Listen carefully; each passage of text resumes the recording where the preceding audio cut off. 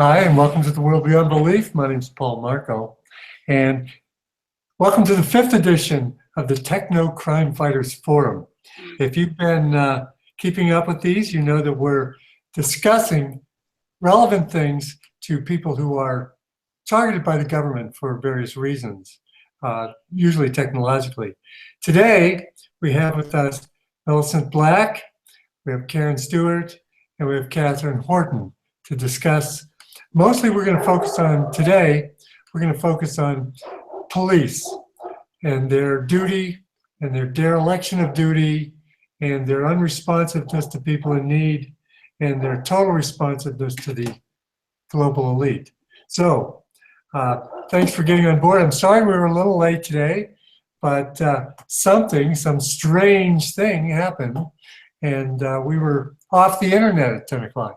So we had to wait till the internet came back, but we're all here and we're raring to go and start a discussion. So withhold your beliefs, get ready to go into another dimension with the Techno-Crime Fighter Forum. Who would like to start? Anybody?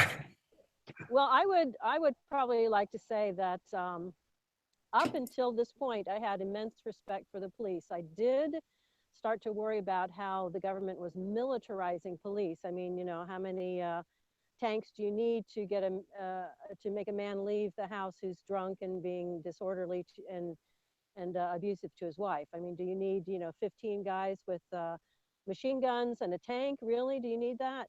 But I have found with trying to go to the police with my problems, and I see that with all the TIs, everybody who's been targeted by the government, that the police are either totally unresponsive, and then they're very quick to be abusive and tell you that, oh, this type of thing doesn't exist. You can't possibly be a victim of it, therefore you must be crazy. And then when you give them ample proof, and in Millicent's case, more than ample proof, in fact, I have said it before, she has one of the best documented cases where the technology has been brought to them in papers and papers and papers to say, yes, this does exist. And yet they say, they've told Dr. Horton and myself, oh no, Millicent hasn't given us any proof this is going on. Well, what in the world kind of proof do you need? I mean, the police basically are being told, I think, that with the post 9/11 laws in place that basically subvert the Constitution, that there is a class of person that they are not allowed to help. We are being denied our rights and due process. And the police think because the feds tell them that this is law. Well, that's why we have a constitution. The country with a constitution is a country of law and not of men. Well, what does that mean? That means that the law is the law and it applies to everyone equally, that if I shoot somebody, that I should go to jail, if I shoot somebody for nothing, and that the guy who's a billionaire down the street, if he shoots somebody for nothing, he should go to jail. And if the guy who sweeps the floor at the school, if he shoots somebody for nothing, he needs to go to jail. It needs to be applied equally to every person. That's why we are citizens. We are not objects. We are not possessions. But that is what a country of laws is. And the police are told that we are now exempt from being citizens and getting due process. And so they are sitting on their butts and they're denying that we are saying anything of any importance. In fact, some of them are even motivated to try to entrap and basically continue the slander and try to put us in jail or try to put us in mental institutions because we are telling the truth. All right. This is unconscionable, is absolutely unconscionable. And for the police to either participate, which some of them are doing, or sit there and allow people to abuse and slow kill murder you, they're not police. They're not oath keepers. They're oath breakers, and they are absolutely a shame. And I'm thoroughly disgusted by what is happening with the police because according to Marbury versus Madison, which is a Supreme Court decision from a long time ago, I mean, the Constitution was challenged almost at the start. And Marbury versus Madison asked, if a law is passed anywhere in the United States or on US territory that actually is contrary to the Constitution, is that law valid? And Marbury versus Madison took the justices, the Supreme Court justices, 10 years to decide, because they went back and they read every single document, every single personal letter of every founding father to see their intent. And their decision was that is passed in the United States or on any United States territory that goes contrary to the Constitution is void. It does not fit with the Constitution, then it is void. And all of these police are basically paying attention to and following the direction of laws that are void. They're absolutely void. There is nothing in the Constitution that says you can, at whim, declare somebody a terrorist, put them on the watch list for less reason than probable cause. Now, Obama passed a law in either 2013 or 2014 saying you don't even have to have probable cause to put somebody on the terrorist watch list. That is absolutely an outrage. And Trey Gowdy interviewed an executive from the Department of Homeland Security on TV, and he said, basically, can a person write to the Department of Homeland Security and find out if they are on the terrorist watch list? Her answer was no, we will not tell them. And he was outraged. And then he said, now, can a person who suspects they're on the terrorist watch list, can they write and request to be taken off of it or for their case to be reviewed? And if found that they've done nothing in the world, which the 99.9% of the TIs, if not 100%, have done nothing to be on this list. And he said, if they write and say, can you review my case and take me off if you find there's no evidence I've done anything, and she said, no, we won't do that. So once you're on this fascist Nazi list, apparently you're no longer a citizen, you're no longer a human being, you no longer have civil rights, and that is how they are circumventing the law to abuse you and in some cases murder you. And these police think just because the feds say so, that makes it law. They are absolutely, totally ignorant of the Constitution. I find that unconscionable that the police force would be ignorant of the Constitution. And the American people that you talk to are abominably ignorant of the Constitution. They have no idea. And that's how you get all of your rights taken away. And that's how you get into a totalitarian government, is just gross ignorance and a willingness to be a sheep and do anything that you're told. You can tell I'm outraged. I'm absolutely outraged. And Millicent has been so abused. And the police could find something.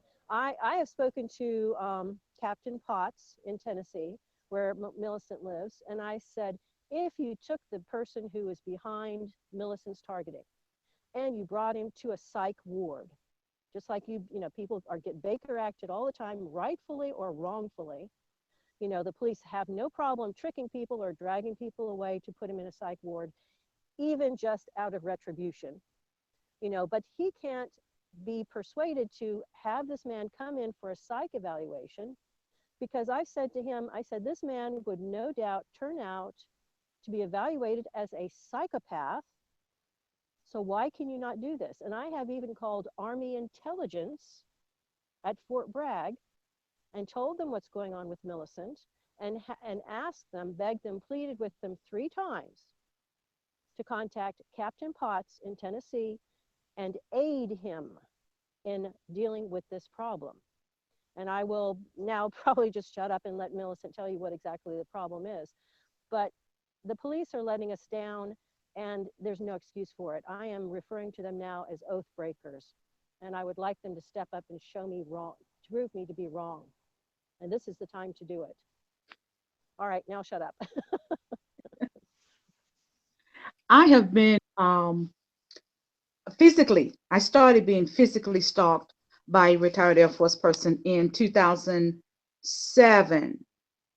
And when I say physically stalked, He was actually coming in and out of my house between 1999 and 2004, setting me up for this.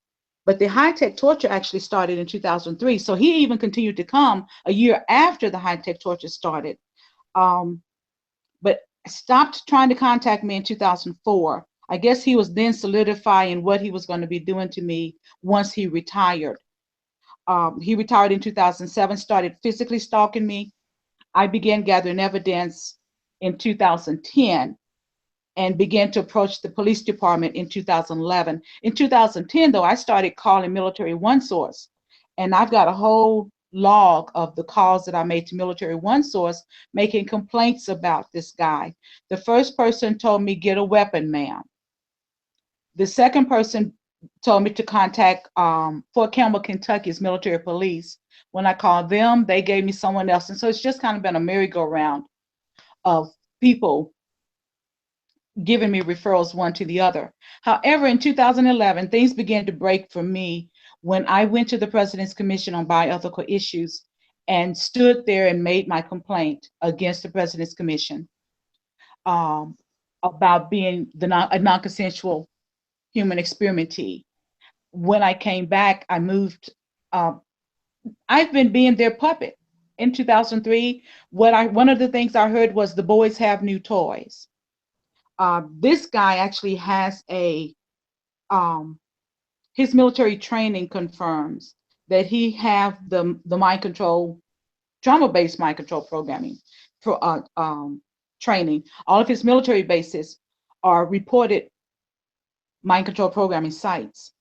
And someone in DC actually helped me to get his training record, which confirms that he has some of the training that allows remote contact that I've been having and the remote assaults.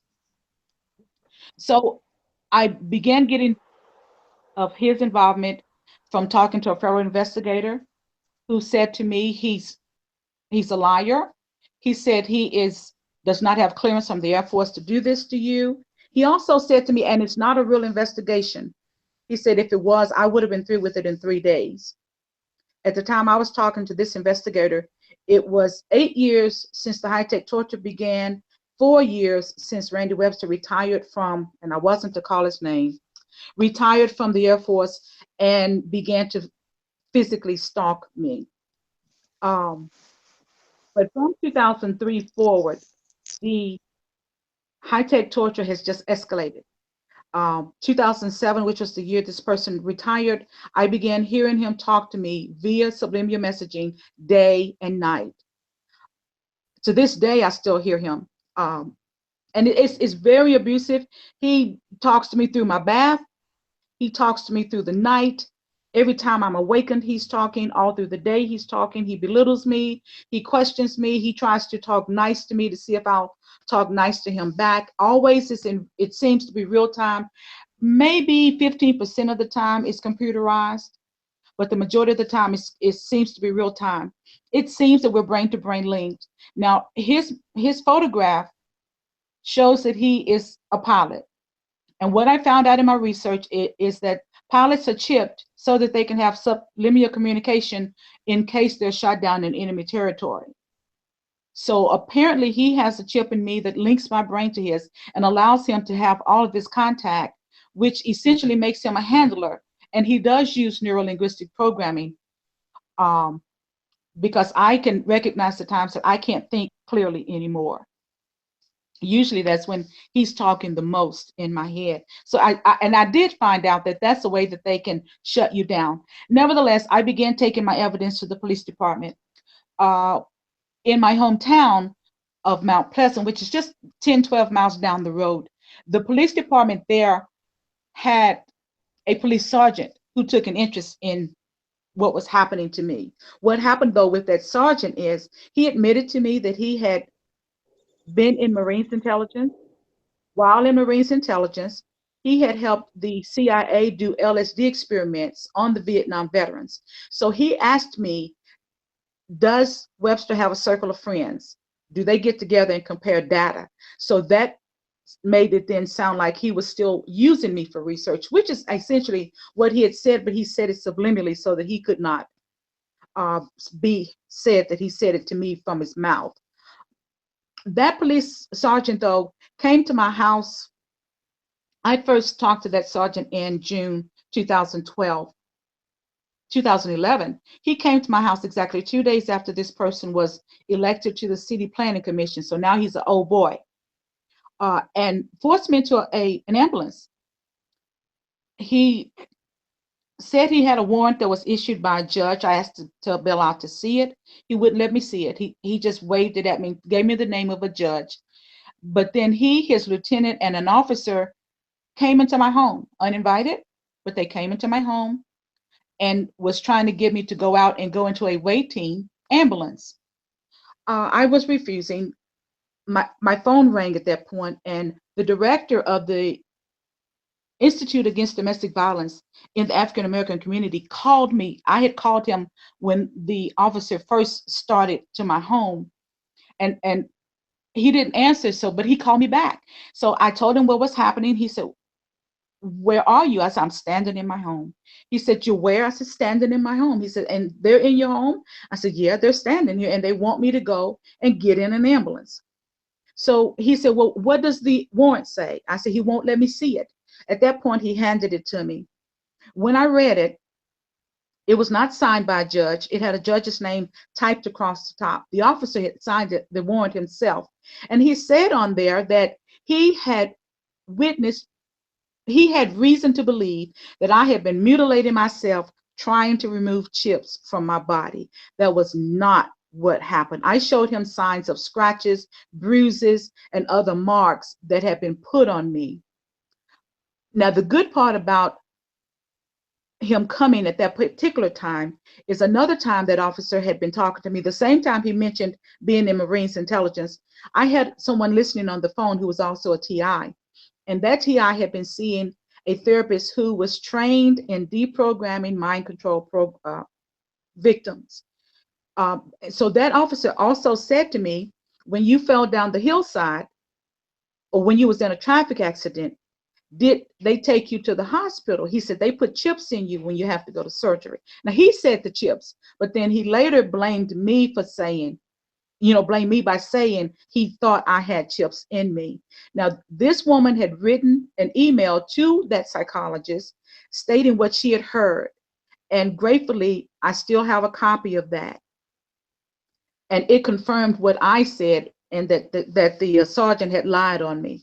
But nevertheless, the director of the Institute Against Domestic Violence in the African American community told me to go with them. He said, "Go ahead, go with them." He said, "But call your lawyer and call the domestic violence advocate." And that's what I did. So when I got to the hospital, I told the doctor what had happened and what was happening. He said to me, "I see no reason for you to be here." In 2 hours, they released me. The significance, though, about that visit is the domestic violence, or I guess the nurse that is the supporting person in all of this, she also talked to me. That nurse is the wife of the judge in Mount Pleasant. And so they labeled me as delusional. I worked to the hospital twice. Sorry, just sorry to interrupt. Just a second, Millicent. I think your camera is shifting up. Can you turn it down so that we can see your face? Because sometimes we can just see the ceiling. That's fantastic. Okay, sorry, please continue. Is that better? And now I can't hear any of you. Can you hear me? We can hear you fine. We can hear you fine. It's when you turn it up, then we can only see the ceiling. Now I can see you fine. Okay, and now I can also hear you fine. Okay. And I want you all to know that we're following your story very well, Melissa. Sorry. Yeah, I wanted to follow up very quickly with the obscenity of bringing somebody in to say that they're crazy and then having the psychologist or psychiatrist dismiss them by saying they're only delusional. Well, no. This is, basically the psychologist or psychiatrist is saying, I don't know about this, therefore I'm imagining this person is delusional, and that is just not right. And that's my comment. Well, Karen, what's interesting is that that nurse, she was just a nurse. She wasn't a psychiatrist. She wasn't a psychologist. She was a nurse on the staff of the hospital. But now previous to that, the police department's domestic violence representative, who is also an officer, had referred me to the Department of Human Services as a danger to myself and others because I was complaining of the stalking. She didn't talk to me, nor did she see me. She just made that referral. Now, I later filed a civil rights lawsuit in federal court against that police department for all the harassments, and I will tell you about others. What I found out, though, is she was actually ex-Air Force, so she knew about the technology. That police sergeant that forced me to the hospital was Marines intelligence, and it turned out that that LSD experiment is actually part of the MK Ultra experimentation, so he knew about the technology. There was also the police investigator on that police force who told me himself I was a Marine. So now we've got a really militarized police force in a small town of about 3,000 people. What do you think that guy's getting away with down there? He's getting away with plenty. He's also been, by his own admission, in a police article, in a newspaper article, in the middle schools, sponsoring a reading program for 5th graders.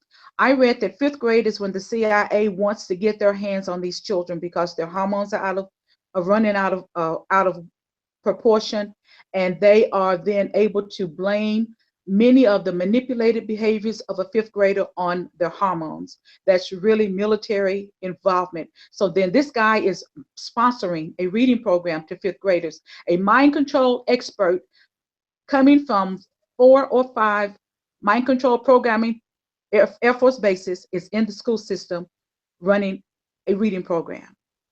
What do you think is happening? A military police officer, an ex-military police officer who lives in Toledo, Ohio, told me that he's setting those children up for torture.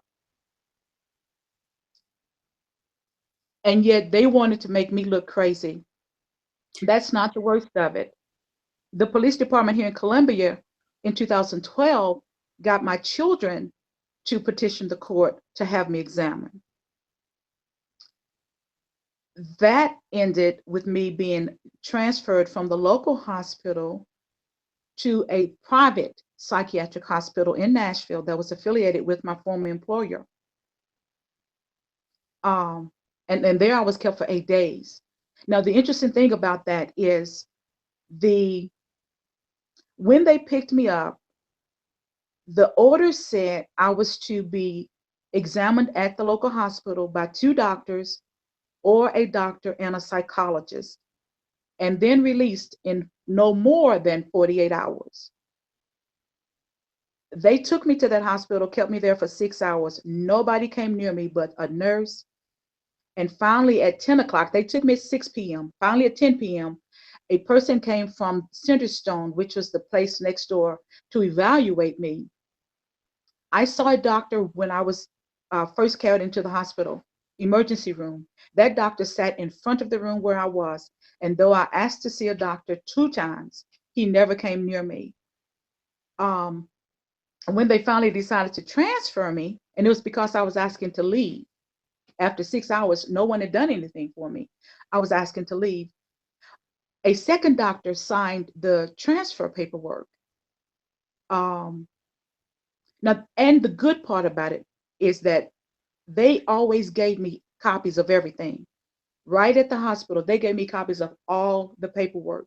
And in the paperwork I got when I was transferred to the Nashville hospital was that the police investigator here in Columbia had conspired with my children over a 2-week span of time to get me examined or evaluated. Now, I wasn't allowed to go to court. I wasn't told that this was coming up. If I had been told, they could have talked to the person that had been counseling me for over 1.5 years. And not only was I seeing that person here locally, I was also being seen by a marriage and family therapist in the next county. So there was no need for me to be taken to a hospital. But the police department, again, a second time, was in a second town, was trying to get me labeled. You know what? I'm not- Actually, I just would like to interject. Number one is your screen keeps turning back up, so we cannot see you. Just keep it turned down. I think it's the camera that just slides up. Now this is perfect.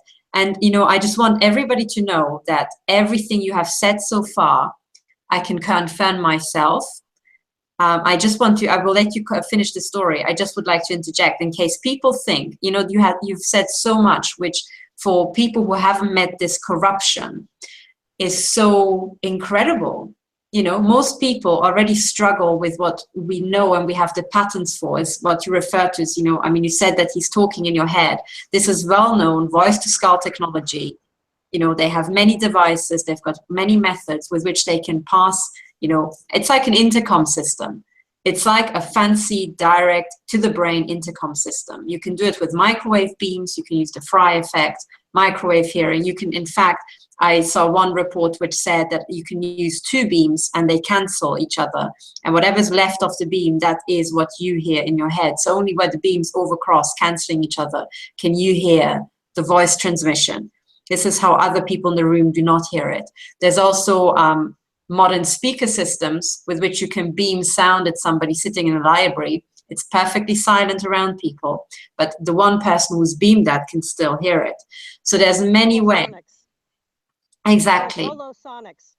Holosonics, that's right. So it's now commercially available.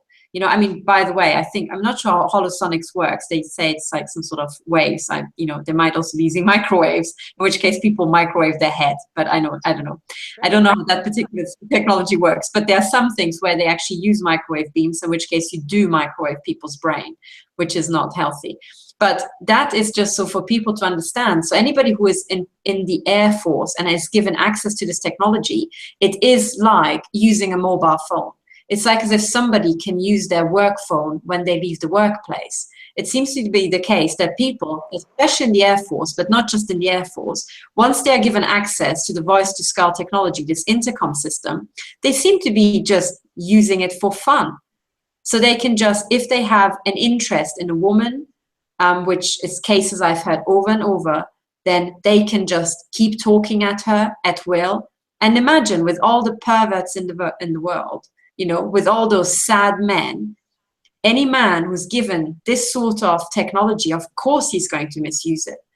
So what Millicent said is not unusual at all when you're dealing with these army and military types and Air Force types. It's like the standard complaint from these guys, you know, that one of these nut jobs just grabs a woman they're interested in and keeps talking at her day and night, forcing her onto her. It is actually a form of rape. It's a form of mind rape. It goes way beyond actually just harassing somebody because you penetrate somebody's body. It doesn't matter. It's still with sound. You put somebody's actual, you know, existence and presence into somebody's body. And that is not even mentioning implants, you know, so it is mutilation and it is rape. So women who complain about this are essentially raped. They are mind raped nonstop. So I just want everybody to understand that what Millicent says isn't outrageous. This is like standard operating procedure for sad bastards in the Air Force. And the Air Force is too disorganized or too corrupt to actually sort this out. It's almost like a bonus scheme, like an employee bonus scheme. If you work for the Air Force, you can then stalk a woman of your own choosing until the end of your life and do whatever you want to her. That seems to be the Air Force, you know, retirement package here. Because I've heard now what Millicent said over and over and over. You know, that's number one. Number two, this nonsense with the psychiatrists. I'm sorry, maybe I'm going to offend a lot of associations here, but psychiatry is a pseudoscience. End of story. I've never heard of one person actually being cured. I haven't heard of any psychiatrists, or very few actually, who were able to certify somebody as healthy. Now that in the scientific method, that is the first thing that any sort of test method has to, you know, actually satisfy. If you're testing for something, disease A, you should also be able to say if someone doesn't have the disease. If your test can only fire positive, that's not a test. That is nonsense, right? So any sort of test should be able to say it's A, but it also has to say not A, like an AIDS test. You know, it has to say you don't have AIDS. So any sort of psychiatric test should be able to say you don't have delusion. And very rarely do these people say you don't have delusions. It's like a label. I'm sorry. And then also the other thing is psychiatrists seem to be working with checklists, like, you know, box ticking, like checklists and questionnaires. I'm sorry, I don't know a single branch of science that works with questionnaires or checklists. If in physics, I would try to devise a checklist for a standard test, you know, that would just go bottom up. My colleague couldn't do it because it's far too rigid. And we're talking just particle physics, not actually human beings. So it's nonsense. Anything that comes with a questionnaire is nonsense as far as I'm concerned. You know, and on one hand, we have hard science and engineering saying this technology exists, you can abuse people. And you've got these airy-fairy pseudoscientists, frankly, wafflers, who just come in and, you know, make diagnoses. No, it's not. It's just an opinion as far as I'm concerned. Amusing. When you come in and say, a psychiatrist says you've got delusions, it should be taken as a off-the-cuff opinion of someone, you know?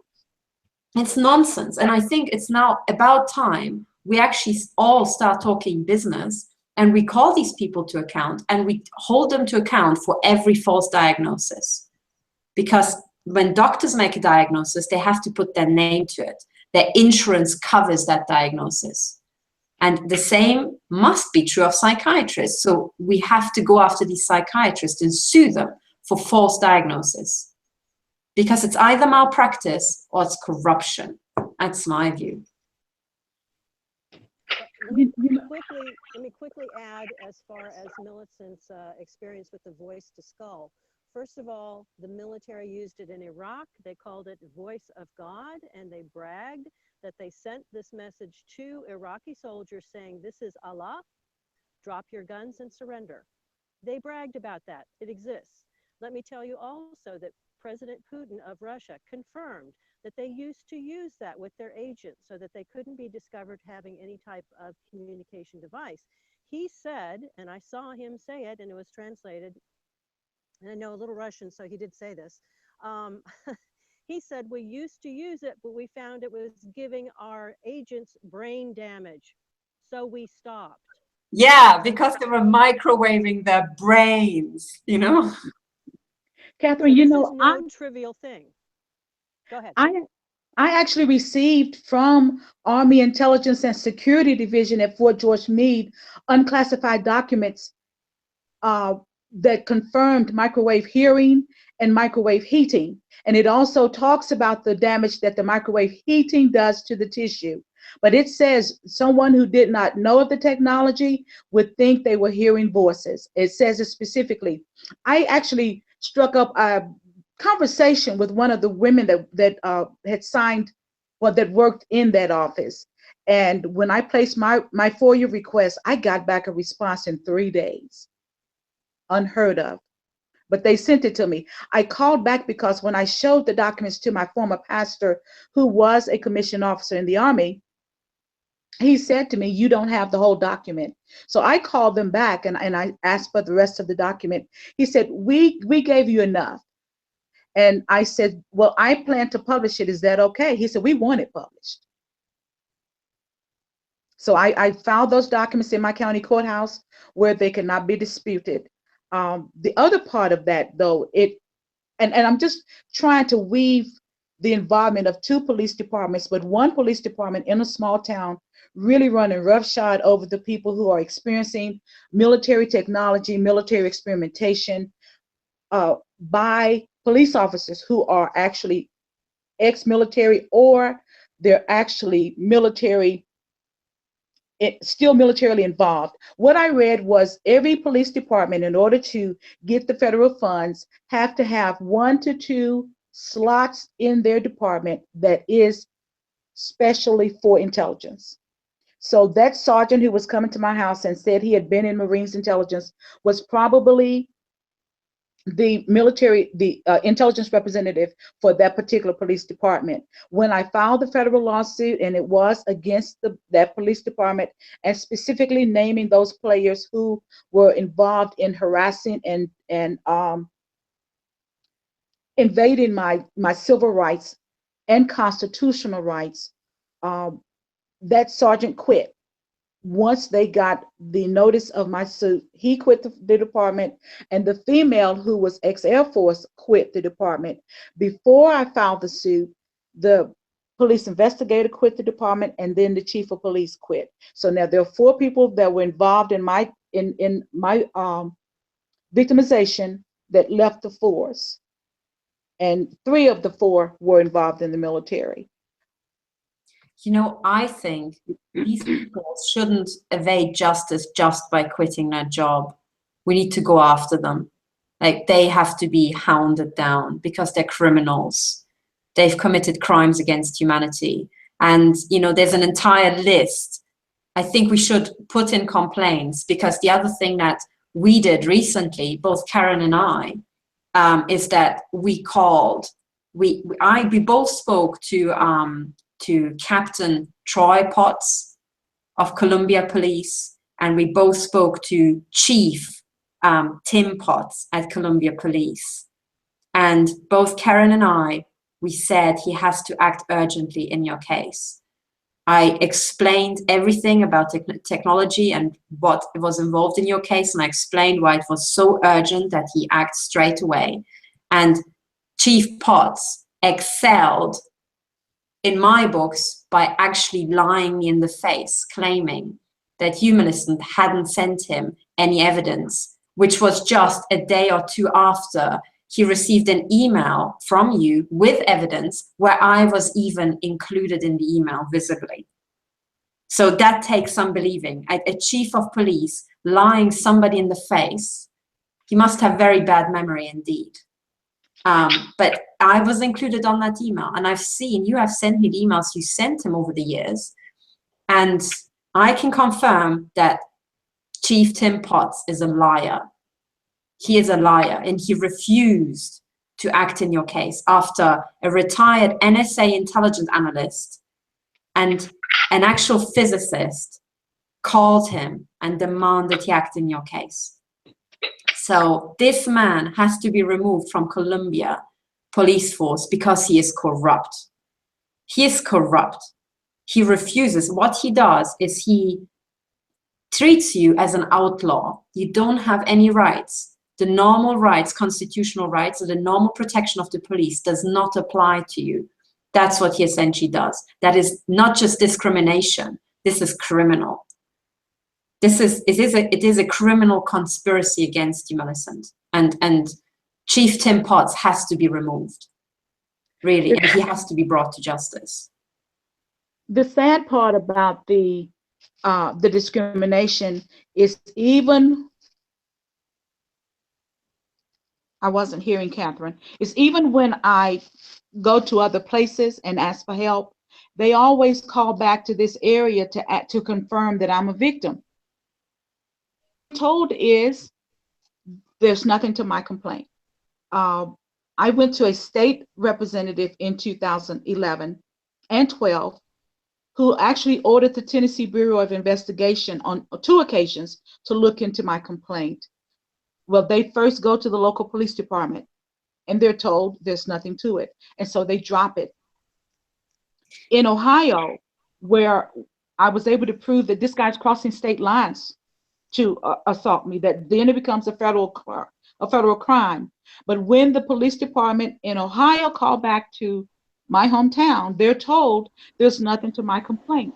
So I was actually told in Ohio, in Englewood, Ohio, their police department told me they were going to just let it end in Tennessee. I have that in writing. They were going to let it end in Tennessee, though I lived in Ohio. And right now I'm fighting with Ohio, with the Ohio Attorney General's office, trying to get victims of crime compensation for injuries and medical attention that I received while I lived in Ohio. And they're trying to make me ask Tennessee to pay it.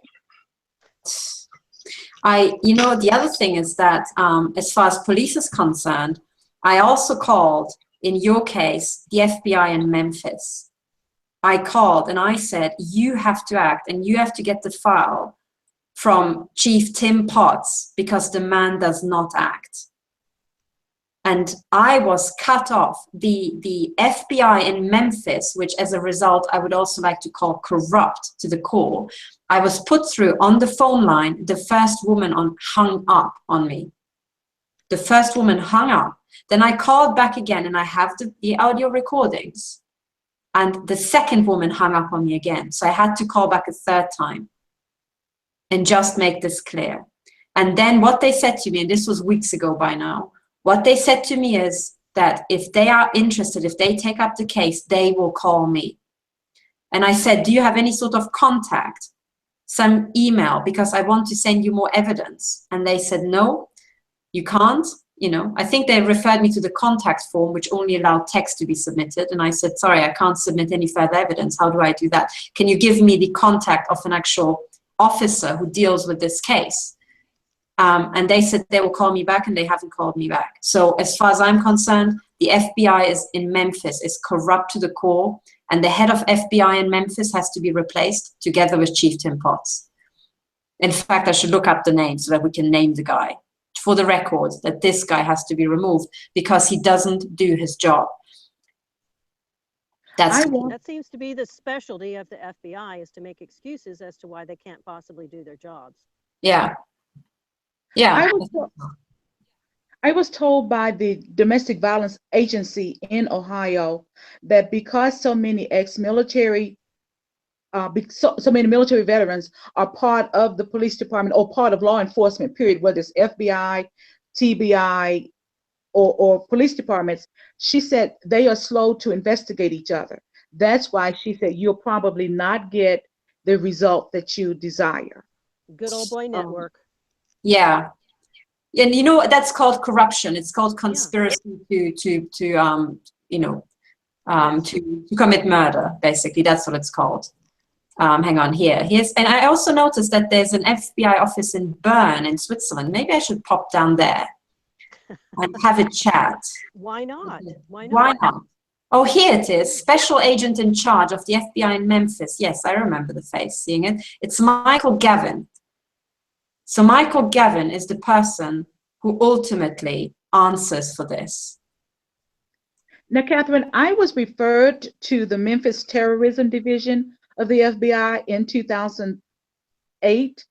That was when I first started being nightly talked to and nightly assaulted by that person in particular. And that person said to me, and I do have their phone numbers, I've got their names written in 2 or 3 different places. We can get my phone records to prove these conversations took place. But that person told me, he said, did you agree? Because what the person using Randall Webster's voice said to me in 2008, and he was broadcasting to the community, was that he was using me as a research subject. You know, he admitted that it was without my permission, and that I could sue his. He kept saying, "You could sue my pants off. You could sue my pants off." So that federal investigator asked me, "Did you agree?" I said no. He said, "Well, whose chips?" You know what, Millicent? Sorry, just one question. You know, when you say he was broadcasting to the community, do you mean that other people had voice to skull from him as well? They do, but they don't admit it. Now, I do have research documents that prove there's a broadcasting system in my body. And that makes me an antenna. So wherever I go, he can use me to broadcast. And that's what happens. Now, he can also, what they call jumping, I think, frequency jumping, frequency hopping. He can also hack into the radio frequencies of the radio stations in our area. So in our small town, we had a radio station who had an antenna. And in this town, there was a Black gospel radio station that, you know, at night when they turned their volumes down, he could hack into it because he always would make his appearances in the middle of the night. But it seemed that people around the county would be up listening to whatever he was saying. He was supposed to be giving them instruction on how to survive and what was coming against them. But he was also planning to destroy my body in the meantime. He said he set me up so that he would be allowed to torture me to death and not have to pay for it. Well, he's wrong. Let me interject here. We have a listener on that is looking up all the people that are associated with all these agencies, and we'll be able to give this to you at the end of the broadcast. Thank you. Because we want the names. We want the names now. Because these people are criminals. That's what we have to realize. It's deep capture by criminal elements. So any names. I'll be back. I need to get the names of the people that I talked to in 2008. All right. And actually, by the way, sorry, just to say, when we're on the names, I also want to say, so the live sign monitor for our team has been offline because my WordPress was slowed down so that for characters to appear, it took like 20 seconds. After I complained about this publicly, the WordPress has recovered somewhat, so now I can actually work with it. I wanted to put the live sign monitor back on. You know, it's not the first time WordPress was hacked from the back end, I presume. And now, you know, now I want to put it back, but there's also the option for every single victim to put a blacklist. And these are the people whom we talk to, who either actively attacked us or who maliciously refused, committed dereliction of duty and refused to act. Any other malfeasance in office,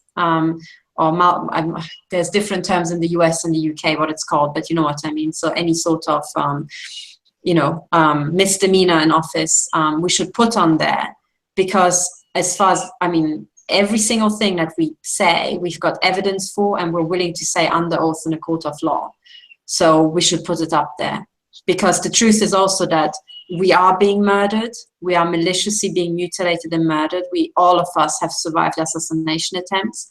And we can be murdered at any point. And should something happen to us, the rest of us have to take this to court.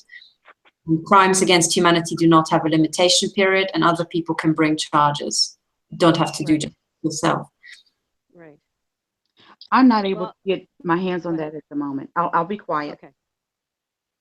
No, I was just going to interject that my targeting with electronic harassment came directly from retired Deputy Director of the National Security Agency, Bill Black Jr., because I dared to say the truth, which was that NSA basically forbade anybody who was an intelligence agent, intelligence analyst, to report warnings of 9/11, and we had them for several months before 9/11. And it looks very much from research being done that those in the know were able to take out insurance policies and trust funds and properties in the names of the people they expected to be murdered and make a fortune off of their deaths.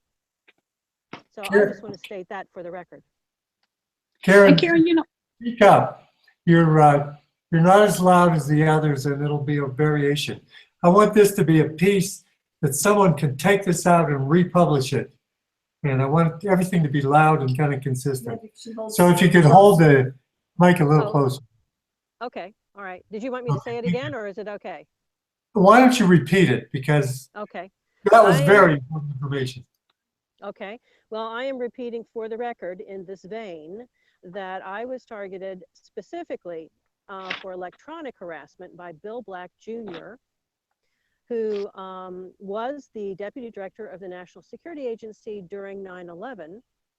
And I was targeted because I dared to say publicly that NSA forbade intelligence analysts at the NSA to report warnings of 9/11 for several months beforehand. And there is evidence that has actually been turned over to the FBI now, and possibly the Secret Service, that Bill Black Jr., among other people at NSA and elsewhere, took that knowledge of who was going to die, used their personal information like social security numbers, birthdays, et cetera, and set up trust funds, insurance policies, and other get-rich-quick schemes like buying property in their name that would revert to the person who bought it upon their deaths, And these people made a fortune off of the 9/11 victims. And like I said, research is being done into this, but the initial research and findings turned over to the FBI in a certain state, and I'm not saying which,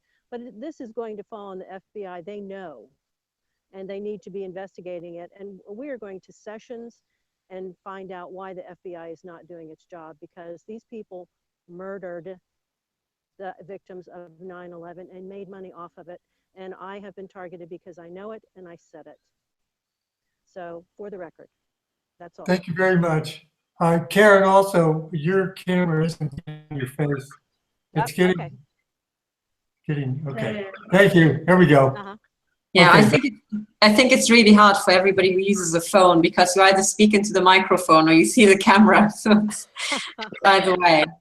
And you know, Karen, it just stands to reason, once these business plans have been established, it just stands to reason to assume that every single targeted victim, you know, targeted individual, so-called, or otherwise known as the victim of law enforcement and intelligence agencies, will have something similar done to them. Yes. Yes. But this is very, very good. Yeah, yeah. And you know, but this is very good, because usually money and especially trust funds and things like that, usually there's a paper record. So, you know, and we know that the NSA has got access to everything. And given that this is domestic terrorism, surely these people can be tracked down. And should they not be tracked down, it immediately follows that there's deep capture by criminal elements, and then the criminal elements who refuse to act can be tracked down.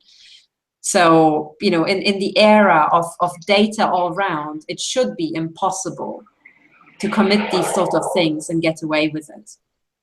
But I think what we have to do now, I think we're really at the boundary between the previous generations of criminal thugs and the new generation. And the old generation doesn't understand the power of the internet and the power of large database analysis. And we have to bring it home to them. We have to bring it home to them that in the 21st century, it should be impossible. It's still possible to commit crime, but it should be impossible to get away with it for any length of time. Because all of these things that we talked about today, they leave evidence everywhere.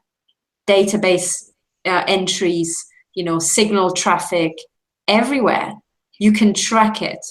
You can track it. And the way, and the point that we can call the FBI several times, not just the FBI, because also, you know, I can report crime and terrorism to MI5 and they refuse to act. I can report it to the Swiss police, criminal police and military police, and they refuse to act.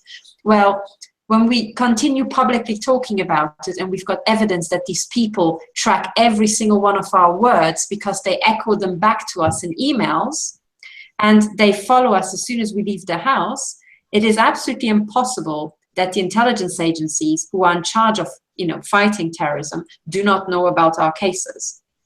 So when they are ongoing, it directly means that the people who are involved in our cases are criminals. They are the criminals. They are the Nazis. So again, our targeting has again database entries, yada, yada, yada. So it should be very easy to find these criminals. And this is what I want every one of these thugs and also their superiors and all the heads of MI5 to understand, that when you've got cases like that, they have essentially signed their personal arrest warrant themselves. Because by not acting while having all this power and all these database entries, I mean, heck, I think I could write a script to pull out this information in a weekend if I were given access to this sort of stuff. It's very similar to what I used to do at CERN. You know, it's not looking for particles, it's looking for criminals. It's not that different, you know. And I know that I managed to take several quadrillion events and pull out 40 and prove something, a physical process with that. And I'm pretty sure if Bill and Kirk were here, they could confirm that we do have the technology to find these criminals very quickly. It shouldn't take longer than a weekend. So the fact that these criminals are not found directly points to the other criminals involved in this conspiracy. And I think we should all now start naming them. I don't even know what to say about the FBI. They are just, you know, they're more crooked than police. Yeah. it's so funny that Catherine would say that about being able to track them or to, because here in Columbia, I called the district attorney's office and he told me that they have a spectrum analyzer, that they could pick up the frequency, but they wouldn't use it for me. When I was in Dayton, I called Wright-Patterson Air Force Base in Dayton, and I spoke with their sexual assault response coordinator, told her my problem, told her that he was ex-Air Force. She said to me, go to the police department, make a complaint, be sure they give you a case number. If you don't hear back from them, contact the victim witness director of the Montgomery County Sheriff's Department. She said, and tell them I will help them track him. They never contacted him. Now, the most amazing thing was I was attending an intensive at the Marriott Hotel in Dayton, and twice I was coming out of the hotel, a man was walking into the hotel. One day, this man called my name. He said, hello, Millicent. And I just looked at him and said, hello. When I contacted the victim's witness director that the police department had not been trying to reach me, she said, but they told me that they'd already contacted you. And I said, that didn't happen. I said, but there was a man who said hello to me as he walked past me at a hotel. I said, I wonder if that was him. Yeah. So you see the yeah, that was their excuse to say, oh, we contacted her, we said hello, and no context whatsoever is unbelievably deceitful. Absolutely. Now here, last year, the chief of police, Chief Potts, did indeed tell me that they would, and I have that in writing. It was an email. He sent me an email, said they were going to assign an investigator to help me gather evidence for a grand jury hearing. They sent an investigator finally, because he didn't come right away. I began giving him evidence. I began giving him people that I contacted, and including witnesses to some of the stalking events, and information on 4 mechanics that could verify my car computer was being tampered with, and that tampering could lead to me being involved in an accident.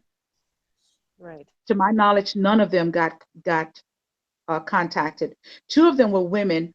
One woman who had been involved with this person previously, and she was having the exact same kinds of stalking activity. Another person had witnessed me calling her phone, and my call to her was being redirected to a bogus answering machine. They never contacted them. I gave him a video, DVD video of my car being hacked on the interstate. My mother was riding with me and she witnessed it. So I recorded her telling them she was a witness. I provided that DVD to police investigator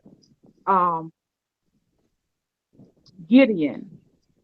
And then I began writing them saying, did you evaluate my evidence? What do you think of it? He actually wrote to AT&T for my phone records. AT&T has been recording all of the hacking since 2011, at least my complaints. And he left out an clause. So they didn't respond to him, but I do have a copy of that. So I have proof that he even started the investigation. He just never finished. So then they told me, well, they didn't tell me anything. They told Catherine that my complaint was unfounded, but they wouldn't finish the investigation. It's always an excuse for people not doing their jobs. I wish I were paid to not do my job. I mean, good gosh, you know, I'd be a brain surgeon because I'd never have to do anything, you know.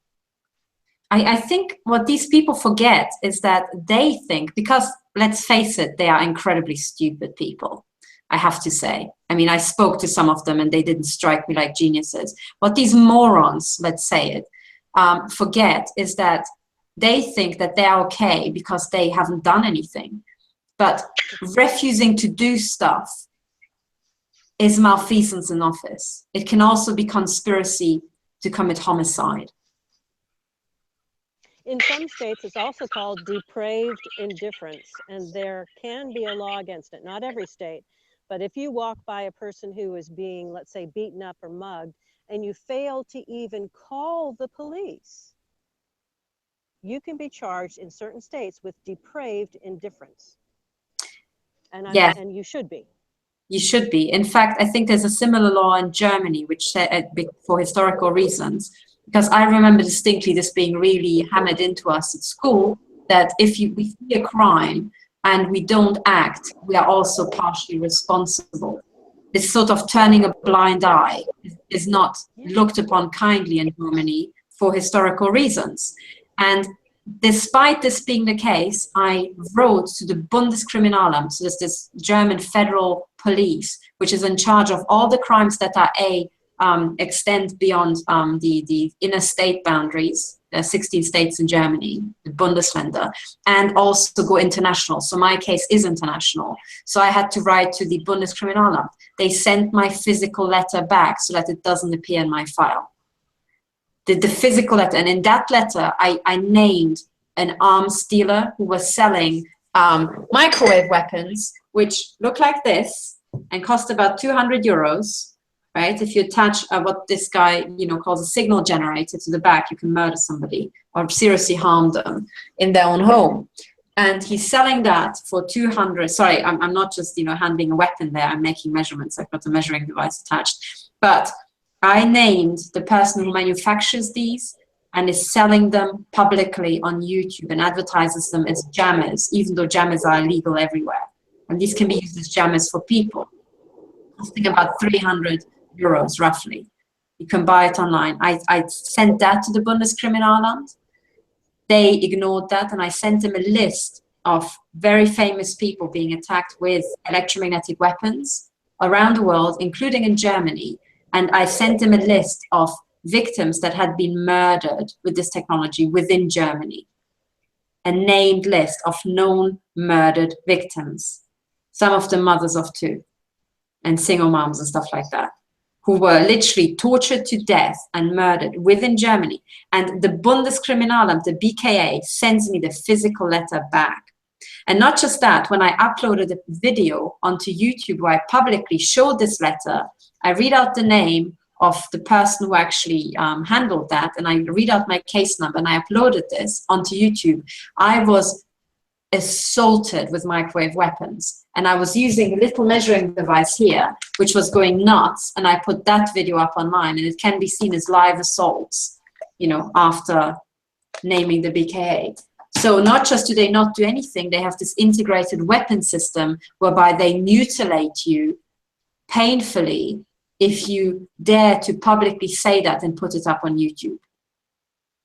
What is interesting for me is the Mount Pleasant Police Department actually in 2009 on the front page of their local paper had an article that they had acquired a non-lethal weapon. So they knew very well. I mean, they had them in their own arsenal. Now, the chief of police between 2011 and 2013 was Tommy Goetz. The police investigator who told me that he was a Marine, his name was Captain Paul Westmoreland.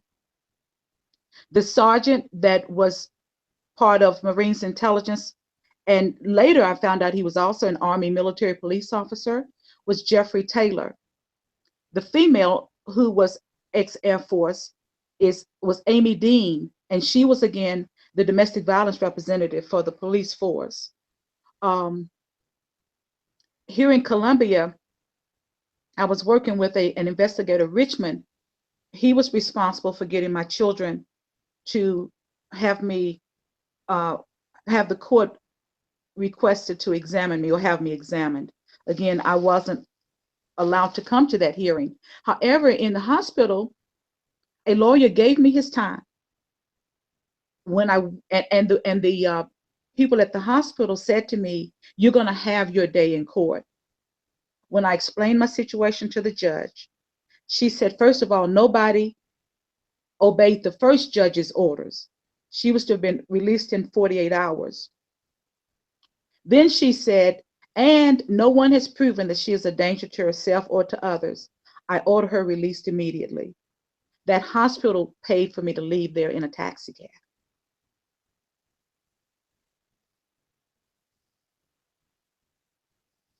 Let me I say that can't again. read. They should have paid a lot more. They should have paid a lot more for such an abuse, you know. I tried to get that lawyer to represent me against them, but he would not. But it's just such validation because the hospital then began to document my torture. And when I left there, they gave me a chart that showed how my blood pressure and my body temperature had elevated during my stay there. Yeah, I you know what? I'm so glad we have to put these names on record forever, basically. I just remembered that the name of the guy at the Bundeskriminalamt who handled my file was Rainer Maser. And I say that also in the video where I actually show the letter, the physical letter that was sent back to me, which so that it doesn't show up in my file. So that is also, you know, Dokumentenfälschung, I think, Aktenfälschung. So it's like falsifying case documents in the police. It is. Yeah, so all of this is going on. So this isn't even unusual to talk about it. It seems to be the case that as soon as you start being assaulted with these microwave weapons, these things will be done to you and will happen to you by default, which means it's a program. It's a program. There seems to be a silent agreement. And now, going to the next level up, one has to ask oneself, how can it be? What is the mechanism through which these people conspire? Because that's what's going to map out the network. And there are very, very few mechanisms. You either pay these people through the back door. There has to be a financial trail somewhere leading to these people. Again, investigators can look into all this, right? Or, which is also seems to be extremely popular, that there's some sort of other control mechanism in the background, which could be sexual favors, it could be pedophilia. So I also expect that when we're dealing with these targeted individuals or victim cases, that the corrupt officials are somehow networked and possibly through a pedophile network, because that seems to be just one of the standard things. So these people have either a money trail between them or something else. At the highest level, I would expect pedophile rings.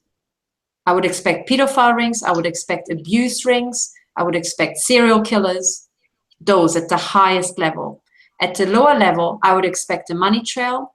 Victims mentioned that sometimes their neighbors would, who would have very low-paying jobs, would end up buying themselves fancy cars, going on fancy holidays that they started talking about. So they seem to be given presents, you know, for the stalking. But again, these things can be accounted for.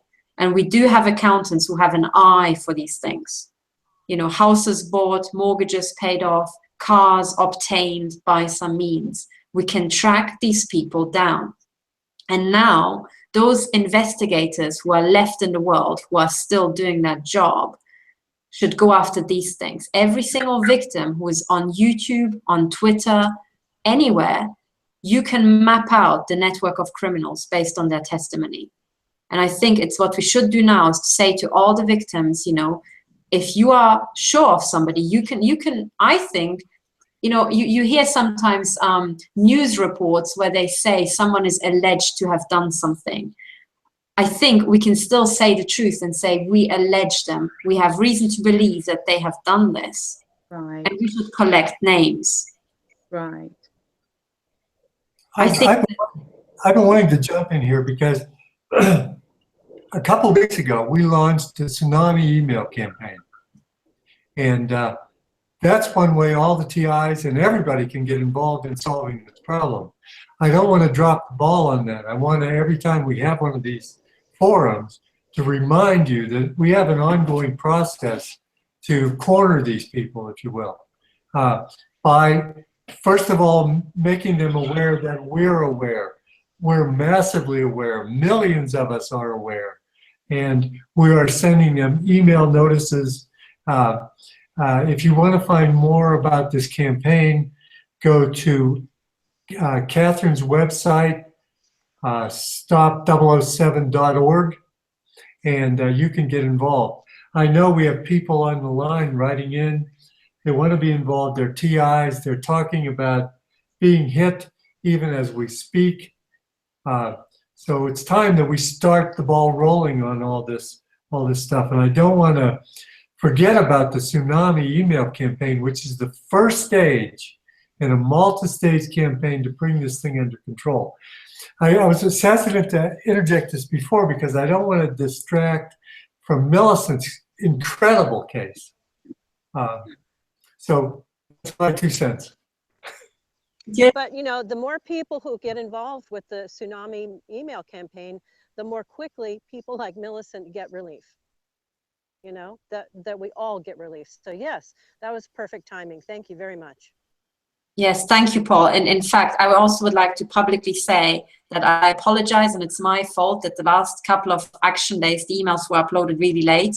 I was struggling here with personal attacks and many other things, and also with online issues and actual digital issues. And sometimes they have a way to play with your mind whereby you slow down. Maybe some victims know that sort of thing where they literally disable your brain and you're cooked, your head is cooked and interfered with so hard. Everything that you do takes ages. And they have ways to distract you as well and you lose your train of thought. So it's my fault, but from now on, every action day, the email list should be there in the morning. And the way the campaign works, for those who are new to it, so please go to stop007.org and the very first link at the top says Tsunami email campaign. And what we are doing is we are notifying the entire world. I mean, okay, small caveat, all the countries who've got more, that have more than 1 million inhabitants. And we are emailing 6 countries and 2 US states on every action day. And there are 3 action days per week. So every action day, we email another part of the world. And we're going just sequentially to increasing population numbers. So we started with the 2 smallest US states, and every action day we pick the next 2, the largest, the next biggest, and so on. And we're doing the same thing with countries. We're bundling 6 countries together. We have to get through 156 countries in 2 months. And by the 1st of June or by the end of May, the entire world, all the officials know about it. There's a template that you can send. You can send your own email version. And the point of sending these emails is not to spam these officials, but to bring it home to them. How many people know? Point number 1. Point number 2, to give them an official notice that these crimes are going on in their country. And the third one is to create liability, because the people we are contacting, for example, in the US, we're contacting all the fusion centers. They have a statutory duty to act. They have a statutory duty to fight terrorism. So when they've been notified that this terrorism is going on, they have to act. And I encourage many people to take part, because sometimes email accounts of victims are sabotaged, so emails don't get through. But they cannot sabotage everybody's email. I mean, they can block email accounts, but then it should bounce back. And either way, as soon as you send an email, you can prove in a court of law that you yourself will have a handle on these people, because you can prove in a court of law that you personally have notified them. So you can make a copy of the email and just send it. So it's very simple to create an administrative responsibility for these people in a way that you can check yourself by just on every action day, which is Sunday, Tuesday, and Thursday, you go to stop007.org, you click on the link for the Tsunami email campaign, and there is a file called copy and paste. You click on that, and all you have to do is copy the email list and paste it into your email client, and take the template text, paste it in, and click send. So 2 copy and paste operations, and 1 pressing the send button, and you already help us to save these victims. And the important thing is that I wanted the system to be decentralized. So every person who sends an email has a copy of the email, so they can prove in a court of law that these officials have been notified. So if we play it right, then by the end of May, a lot of people will have legally valid evidence that all these officials know. So we're contacting embassies, we're contacting governors, senators, also the media, for example, the US states. And I should also say that we are inviting help with creating these email lists, especially with the countries we do not have local knowledge. And it takes a lot of work, especially if you don't know the language, to find an email for a local media service. Now we want to also contact the press.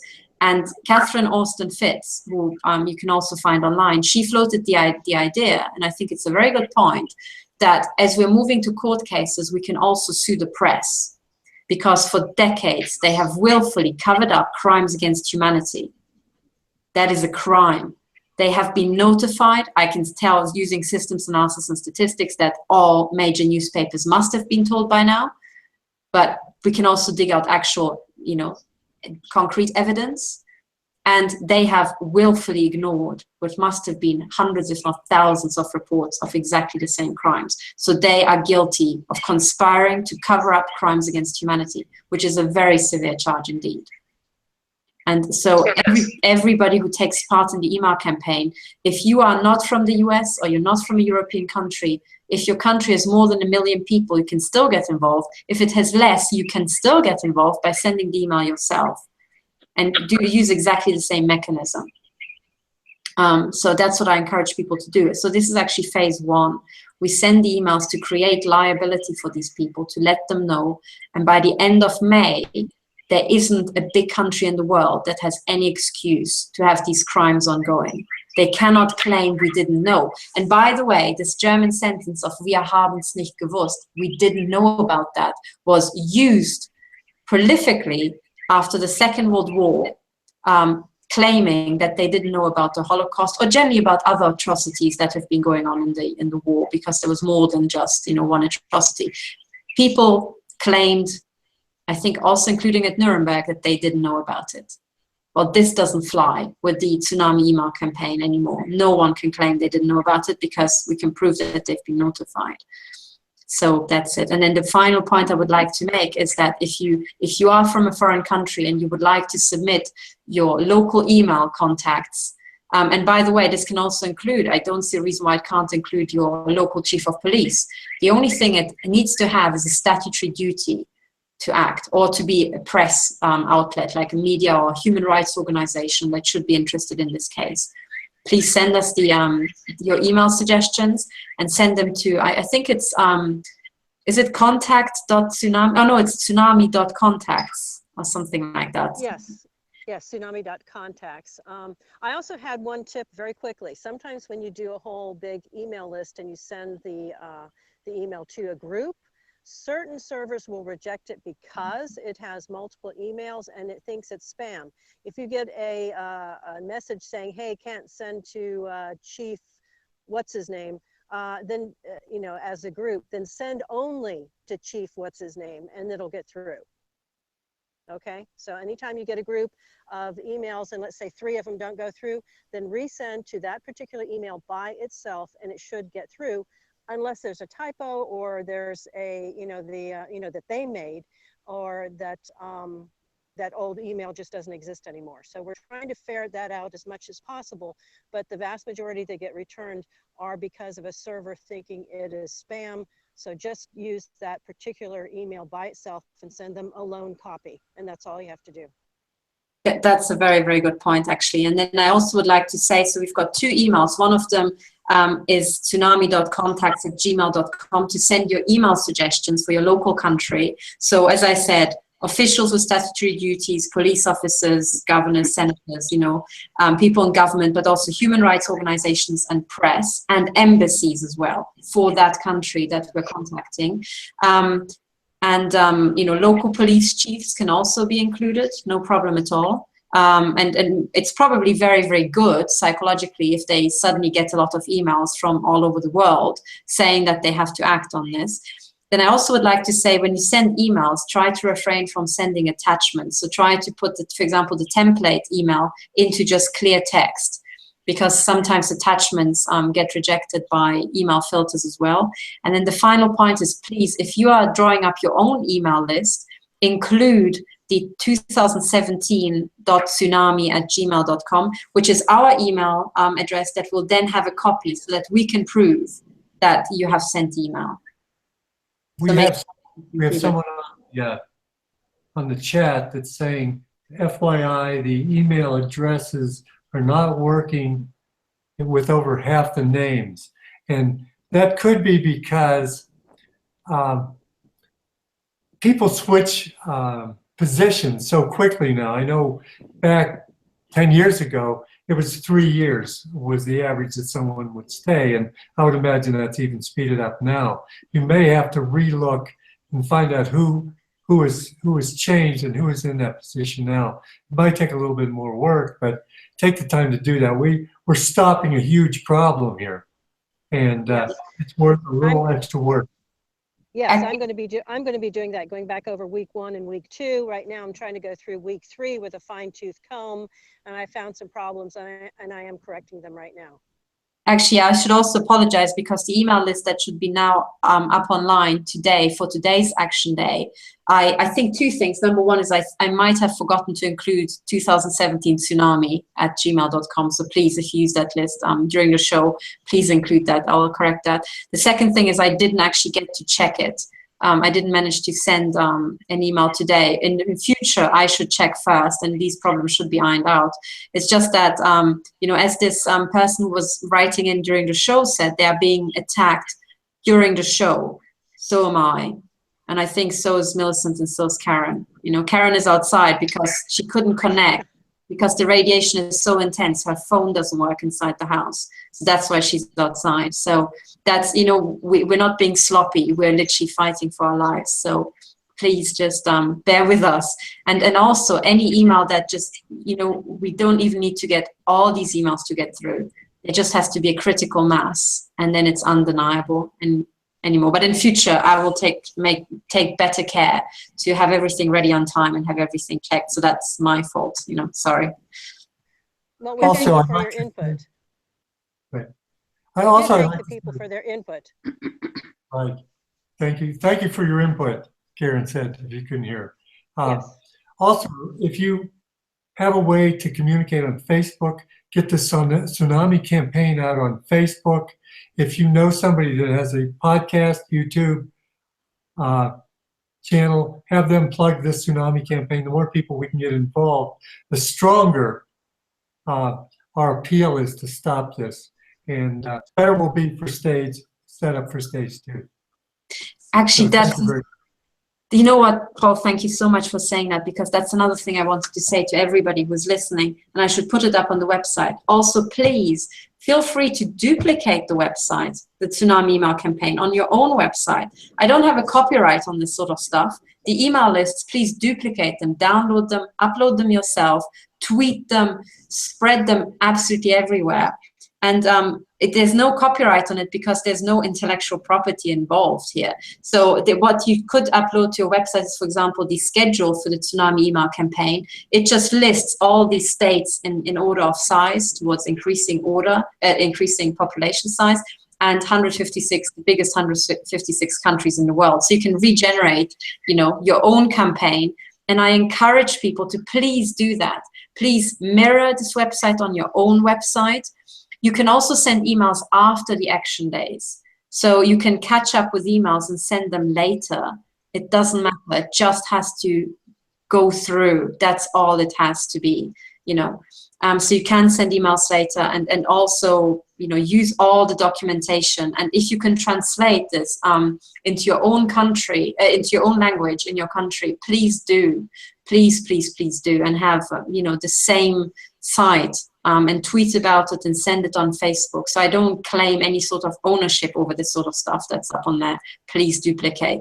And just a final word, when people visit my website, maybe some victims are also interested. I'm trying to put together what I call the information pack for victims. What is on the information pack right now are a quick guide for how to approach the police and what to expect. Then a list of the typical nonsense that they will give you and how to step through that. I am also about to upload a 30-page list of FAQ about targeting that you can give to your family or the police or anybody, with all the important questions with my name signed. So I stand by everything I write in those things.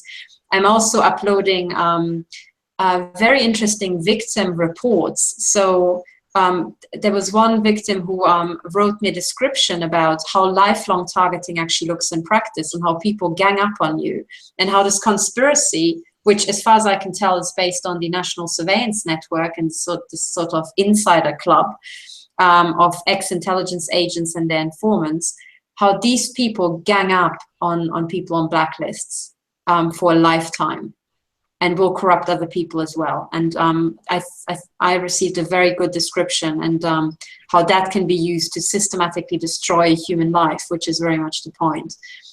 So that you can also do, and I'm collecting more information. Oh yes, a patent list is also going to go up. It should have gone up long ago, but we've got a very, very comprehensive list of patents for the technology that's being used against us. So once people see the patents, it's undeniable that this exists. You know what, Catherine? I would include patents in my reports to the police department. I have one police report where the officer wrote on there that I brought 53 pages of backup documentation to them to prove that I was, you know, telling the truth. This was in 2013. I have police reports from 2011 and 12 where they would write in the report, she has given us extra evidence that strengthens her case, or she's brought us necessary documentation that proves it. They never challenged me on Voice to Skull. Not one time did they challenge me on it. They just didn't want me reporting it. But gratefully, they were documenting. And every time I called the police department and made a complaint, the very next morning, I would go to a walk-in clinic and have them document that there is medical evidence that I was telling the truth. I did the same thing with 911, because at one point I was banished from calling the police department, but 911 encouraged me to call them.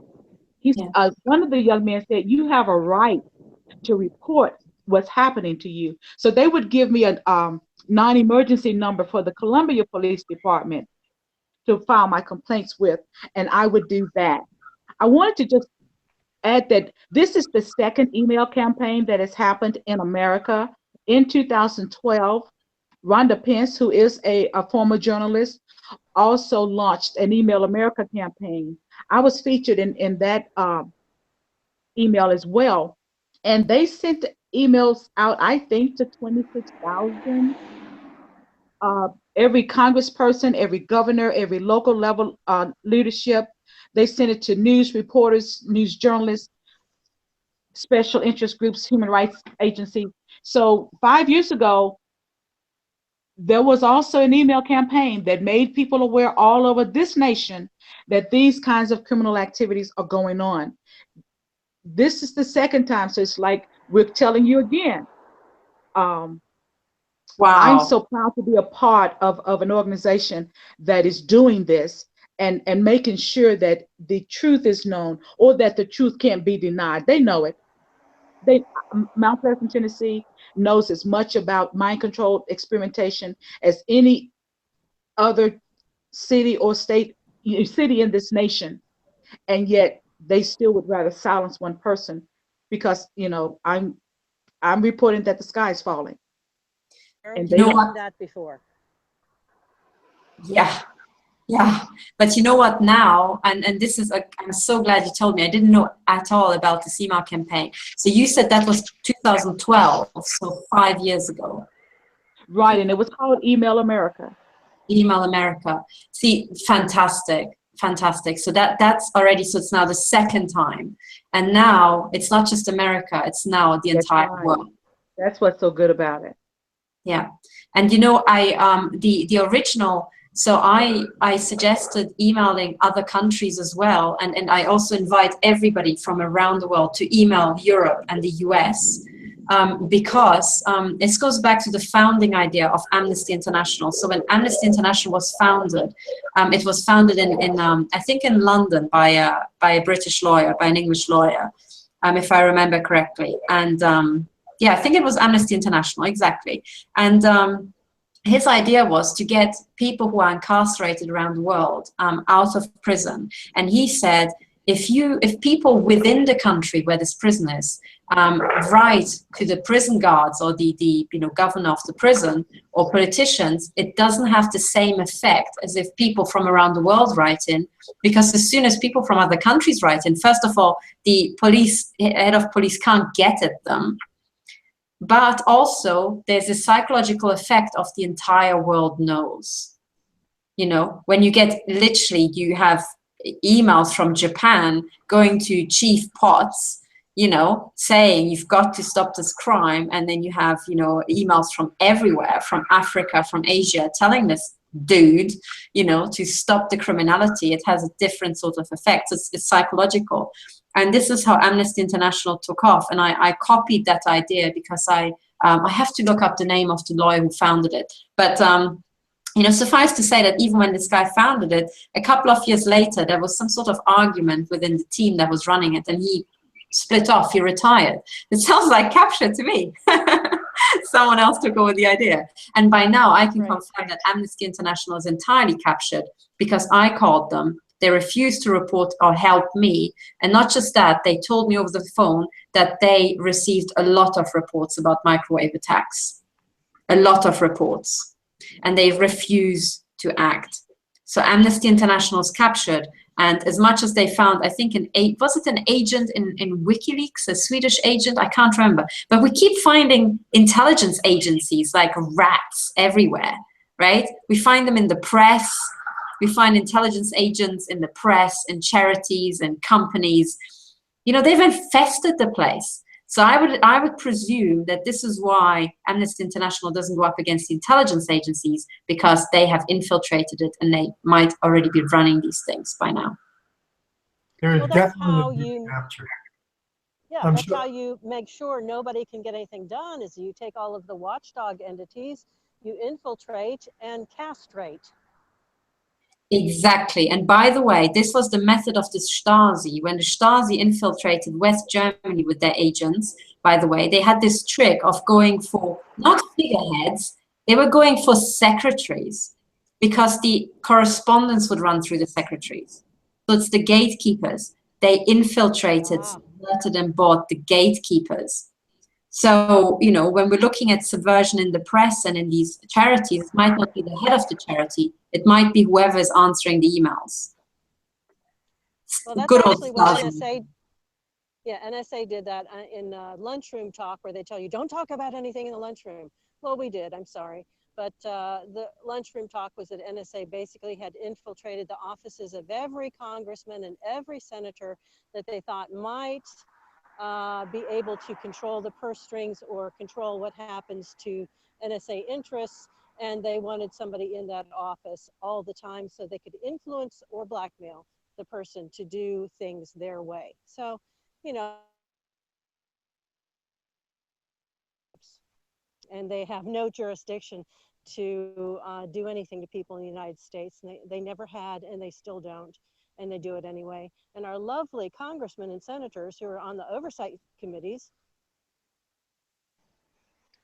Let me add, while we're talking about notification of the nation of the criminal activity that's going on, in 2012, after my psychiatric hospital experience, I wrote a change.org report. Actually, it was not just that. I also learned that special reporter to the United Nations, Juan Mendez, had presented a report on torture, cruel, inhumane, and degrading treatment for persons who were forced into psychiatric hospitals involuntarily. So when I wrote the change.org petition, it was in support of his report, and the letters were to go to every congressperson, to the president, to state representatives, especially in Tennessee. And then I named some other special interest groups that were to get a copy of the letter every time the petition was signed. The name of the petition is Stop False Diagnosis Leading to Forced Psychiatric Detainment, to cover illegal human experimentation and military training resulting in torture. This petition is actually what gained us an audience with Juan Mendez, who is also a law professor at America's University in Washington, D.C. He said he was overwhelmed with the response, because every time the petition is signed, a copy of that letter went to all of those people on the list. So he got a lot of letters real quickly. Excellent. The petition was also sabotaged so that a lot of people were not able to sign, and people outside of the country were not showing up in my numbers. the petition ran for 2 years and then was closed in 2014. However, last year I got a request to reopen the petition, and it's continuing to be signed even today. So that's an exciting thing for us, because people are still being Baker acted, they're still being involuntarily committed, they're still being forced to take psychotropic drugs when really they do not need that. It's all a cover-up.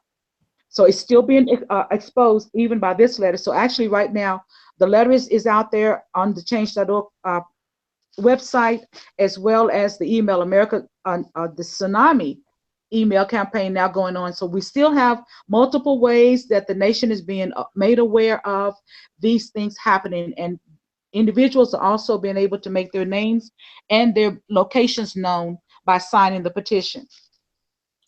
This is fantastic, actually. You know, Millicent, I signed the petition, and we should put a link. Maybe, Paul, maybe we can put a link below in the description of the video below.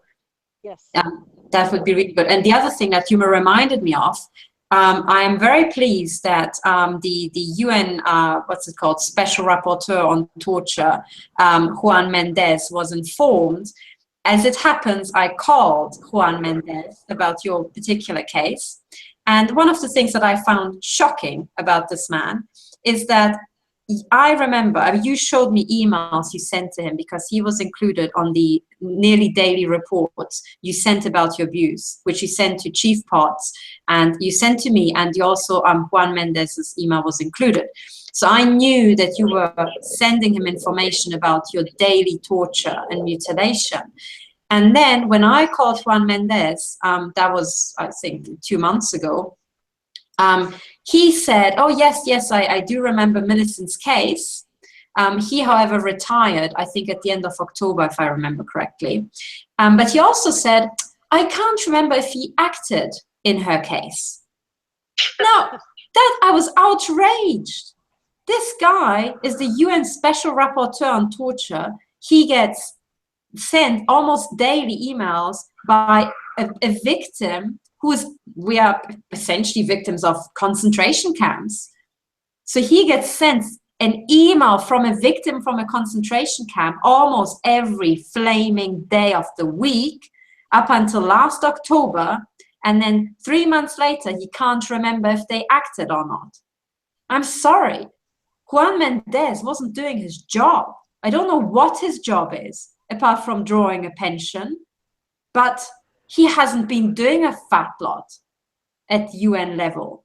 So I would like to put that on the record that I spoke to the man himself. He also told me that the next UN Special Rapporteur, who we have to contact urgently, actually it's on my to-do list, is a Swiss guy located in Geneva. So I should be popping down and paying him a visit. I think his name was, what was it? Melzer? Is it Neil? Something like that. I have to look it up. My notebook is, oh, it's here. I'll find it in one moment.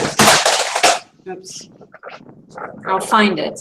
And we should contact him as well. And should it turn out that this new guy is also, all he does is draw a salary, we should have him removed as well. You know, William Binney said at some point in one of these interviews, he said, you know, you can have these people removed. You can have these officials removed. And we should. We should. Every guy who's not doing his job is either part of a criminal conspiracy or is just, you know, committing dereliction of duty. So they should be removed. They should not draw a big paycheck and the big pension plan. No, I mean, some of them basically are parading around in their little uniforms, and that's all they're good for. Right, the UN, this morning I just posted an article on HoneyCombUtopia.wordpress.com about UN peacekeepers being involved in child trafficking all over the world. Good. So it's all one rat's nest we're uncovering. Oh, yeah. And you know, you're liable to be arrested and executed for being a decent person at this point.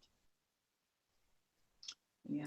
Yeah, it's a crime against humanity. Anywhere in the world. Anywhere in the world. It's like, would you lie for us? Would you steal? No? Then off with your head. Absolutely. I just found the contact for the UN Special Rapporteur on Torture. So since November last year, the new guy is called Niels Melzer. So that's Niels, Niels, and Melzer is Melzer. And he's a Swiss national. He's located in Geneva. And if I inquired, and I think his assistant, whose contact I was given, is Alia El-Khatib. So that's A-L-I-A, Alia, and then El-Khatib is E-L-K-H-A-T-I-B.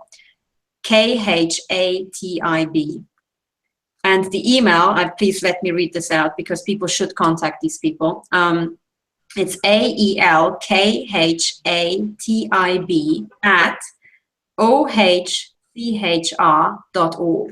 So that is for all those torture victims to get in touch with the new UN Special Rapporteur, who hopefully will do something.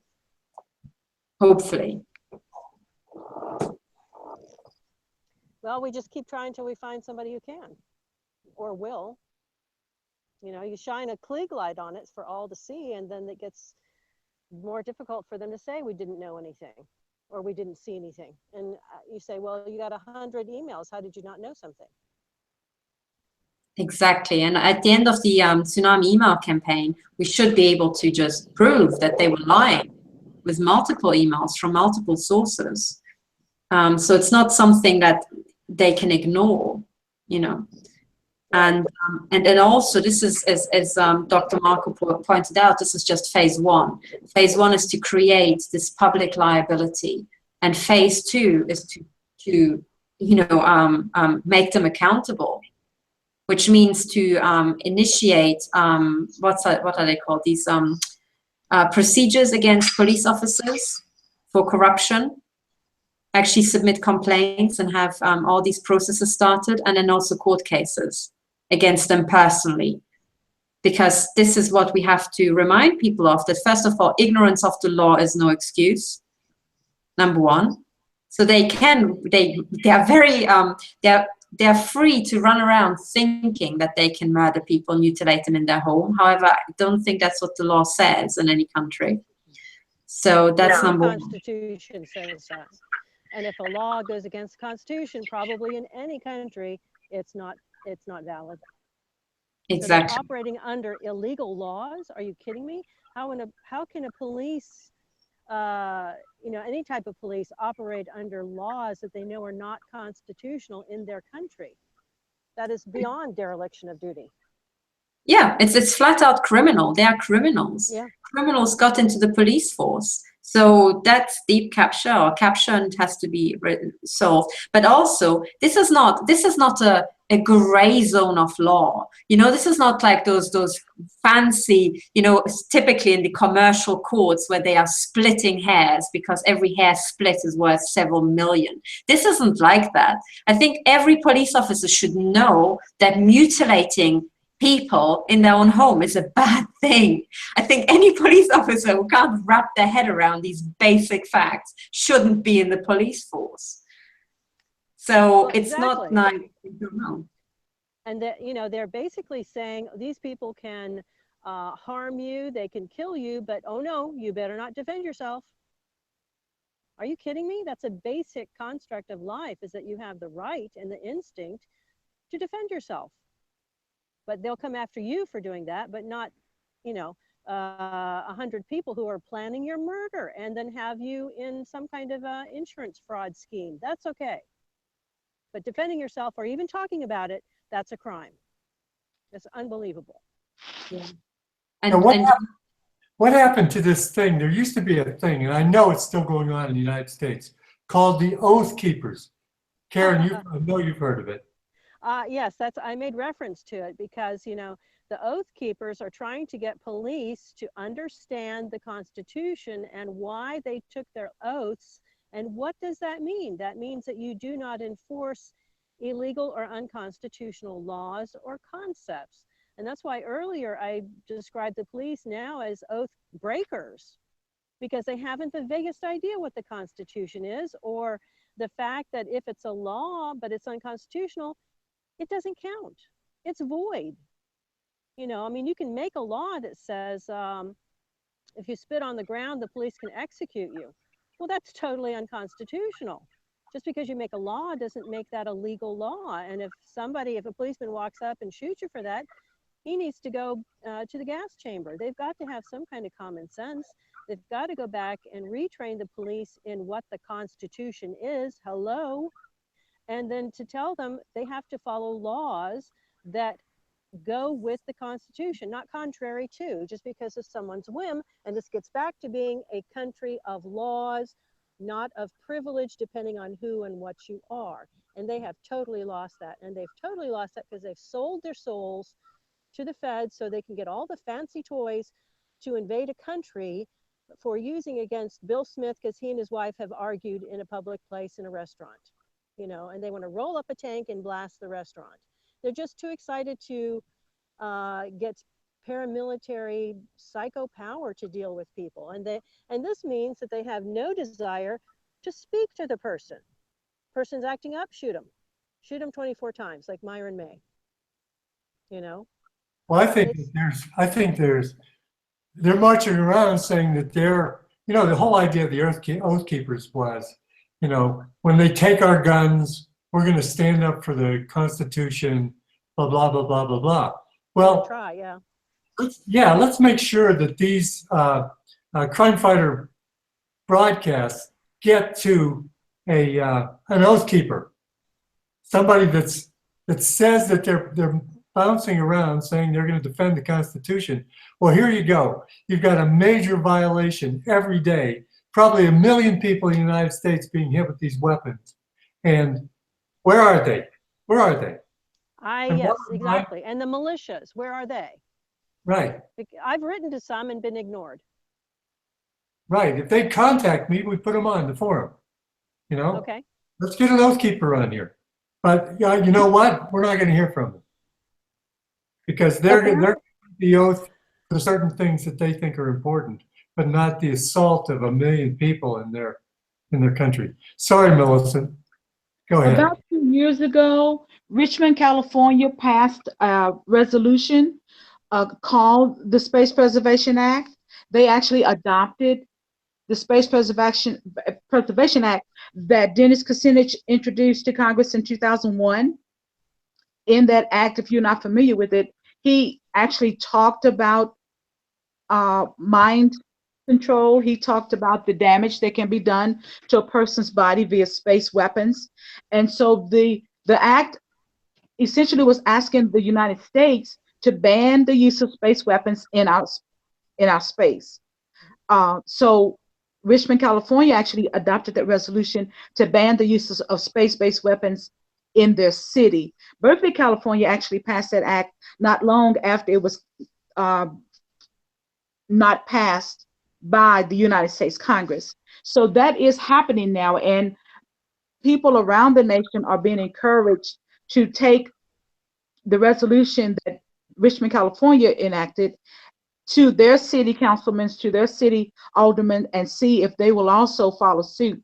I did take that act and some other documentation to my city council. In fact, I put together a really nice booklet. My first was a sheet that I found that shows the Air Force being responsible for this kind of criminal activity. Not the Air Force, but former Air Force veterans are being responsible for that. And so that was the cover that I did. And I took one book for every city council person, for the mayor and the vice mayor. The mayor kind of heckled me and they wouldn't let me speak that night. Although I went on when they had their study session, so I was supposed to have been allowed to introduce something new. I did leave the booklet. I contacted a city council person, maybe 2 months later, and he had never seen it. Huh. So I had to call back to the city manager's office and ask what happened to the booklet. The secretary says, "Oh, I was out when you brought the letter to go in the booklet, so it never got in their mailbox. I'll do it right now." And I only found out by meeting with a city council person. My city council representative does not respond to me at all. He's Caucasian. There are several, well, there are two African American city council members, and so I met with one of them and talked with him about my situation. I gave him information on the person that's me. He's former Army. He was not unfamiliar with technology. However, he began to get leaned on competition because he was really kind of willing to. However, I've never gotten to introduce that. My request is to consider it to the council in person, though I did make that effort in writing. It just goes to show you do have to follow up and almost nag these people because they don't want to do their jobs. Yeah, They just simply don't. They don't want to do their jobs, but they don't want to do their jobs in a very systematic way, which shows it is a conspiracy. There's a business plan behind this. They're getting money for torturing us. They're getting money probably from the weapons and pharma industry. They're getting money from the council. They're getting money to try out their weapons, their new toys, as it were. So there must be some sort of financial flows to these people. But you know, I think at the end of the day, what it comes down to in complex human systems is this rule. It's also the fundamental rule of economics, which is people respond to incentives. That's just it. It doesn't matter what it says on the law books. People respond to incentives given to them in the moment. So if we want to have this changed, and these people are given financial incentives, we have to give them a counter incentive. And because we don't have money to be spent on corrupt officials, the big fat counter incentive is to get the sack and have a big fat court case for conspiracy to commit homicide. That's it. That's the counter incentive, and it has to come. Otherwise, these people will not act. When you start pulling the administrative trigger on people, there's something called the chilling effect. Typically, the chilling effect is, in practice, is applied against victims by silencing certain victims or giving them a horrific treatment. You chill the other people so they don't come forward. That's the chilling effect. But you can use the chilling effect in reverse.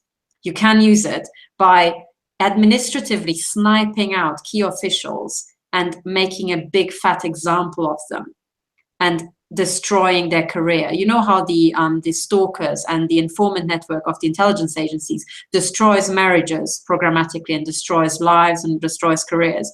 We have to do the same in return. I have to Not marriages, but careers. I have to interject here because we're running out of time. I'm not exactly sure when we started because we had trouble, with our internet in the beginning. But I think we're coming to about when we have to stop, otherwise Google will cut us off. So let's go around. We will have the petition linked up as soon as we can get it from Millicent. And Millicent, if you'd send us that, we'll link it below. And let's go around final comments and then we can say goodbye. Millicent, do you want to start? I just want to thank you so much for your interest and your time. I think you've already heard from me on a personal note, and I look forward to our conversation. However, it's imperative that people are represented in this effort. And when I say that people are represented in this effort, in our small community that is in considered a rural area that is known to be used for research by military bases around us, the people are afraid to speak out. I have been being used as the example of what will happen if others tell on that person, if others try and contact the police department about being assaulted and abused, and yet good people are being hurt. My own children and granddaughter are essential to be under the influence of mind control technology. They're being used as trauma-based mind control victims by the person who wants to keep them silent about his presence in our home, about the fact that he drove us to a movie in his vehicle, about the fact that he was making personal contacts to my younger child, who he said he took over her mind when she was 5 years old. So that means she's been under his mind control for 34 years. What are we to do in this town when there is one person with that kind of control, that kind of cover up, not just maybe on a local level, but also on a federal level? And yet our people are being exterminated. We're being exterminated by military technology, by a person who, and others he brings in with him who have access. Thank you very much, and God bless you, Millicent. Karen, do you want to say a few words? Well, I would say to people, there's been probably decades of learned helplessness, that they've reached out and nobody has helped them. But things are coming to a crescendo. Okay, we've got patents, we've got numbers, we've got the technology to reach all these people with emails. Don't be discouraged. Get off your butts and do yet something more. Act like this started yesterday, and by golly, you're angry, you know? And, you know, to go back to that movie, it's like, we're angry and we're not going to take it anymore. Right. Get off your butts. Quit telling you there's no use, because there's a regime change. Whether people hate him or love him, a regime change is opportunity. Go with it. And if you have suggestions or if you have criticisms, email the Tsunami email. We'll take a look, and we appreciate your time. We appreciate your effort. We appreciate your input. You know, we're trying to perfect it. And yes, if you missed week 1 or 2, go back and do it. You know, go back and do it. It doesn't matter that they still get emails maybe in August. Just go back and do it. Spread the word. And by golly, let's make so many people aware of this that they cannot possibly say, oh, we thought this was just a couple people playing a joke on us. Yeah. No. So please, this is the time. And we are saying now, 2017, it ends. Help us make that come true. Thank you. Thank you. Catherine? Yes, I would like to add that people, when they're watching this, what I get on my YouTube comments is people doubt that I'm a victim because I come across as so calm and sober. This is not how my life is. My life has been taken to pieces over the last year. I've been mutilated nonstop. My family life has been taken to pieces, and all the other fighters on my website, and Karen and Millicent, are very similar. People have to understand we are being mutilated as we're on these shows. But the ladies you're seeing in front of you, Millicent especially, she's a Navy SEAL, okay? She is that great. She can withstand anything and still make sense. Very few people in the world can. So what you're seeing in front of you is very high standards, higher than in the military, who have let us down. So I want to say to everybody, if you want change, you have to support your leaders. You have to support your military leaders. And in the 21st century, your generals are not some, you know, Ponzi, stupid men parading around in funky outfits. The 21st century generals are people with integrity who fight with their entire life to change things and make things better. So do support your generals, please, financially, emotionally, and in the campaigns as well. And we will do our best to help you. So thank you very much. If you're listening, thank you very much for your time, and please help us. Well, thank the crime fighting team again. It gets real emotional at the end. I really love it because we're all really coming together and we're going to do something. Remember, this is the Third World War, and it's really not Russia against the U.S. or against Iran or whoever they're throwing these puppets up. It's us against the elite. It's us against the pedophiles. It's us against the perpetrators. And keep that in mind as you go forward. This is the first battle. This is the first battle, and it's to try to get some relief for these people who are targeted and the pedophiles, by the pedophiles and by these perpetrators. So thank you very much for watching, and we'll be here next week. We're not going anywhere. Thank you very much.